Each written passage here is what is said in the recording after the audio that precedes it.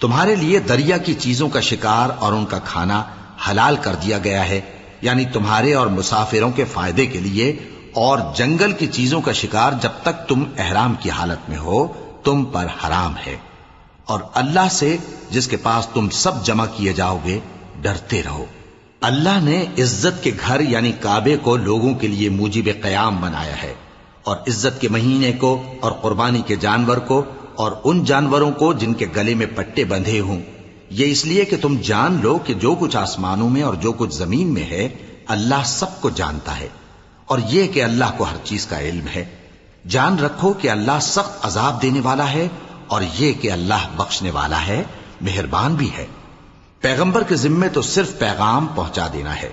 اور جو کچھ تم ظاہر کرتے ہو اور جو کچھ مخفی کرتے ہو اللہ کو سب معلوم ہے۔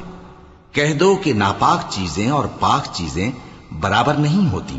گو ناپاک چیزوں کی کثرت تمہیں اچھی ہی لگے، تو عقل والو اللہ سے ڈرتے رہو تاکہ کامیاب ہو جاؤ۔ مومنو،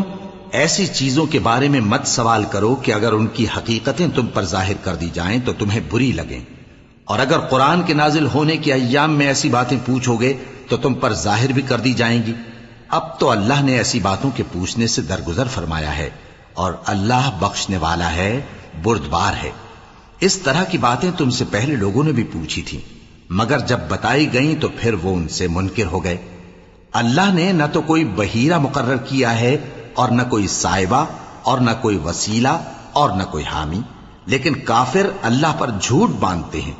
اور یہ اکثر عقل سے کام نہیں لیتے۔ اور جب ان لوگوں سے کہا جاتا ہے کہ جو کتاب اللہ نے نازل فرمائی ہے اس کی طرف اور پیغمبر کی طرف رجوع کرو، تو کہتے ہیں کہ جس طریق پر ہم نے اپنے باپ دادا کو پایا ہے وہی ہمیں کافی ہے۔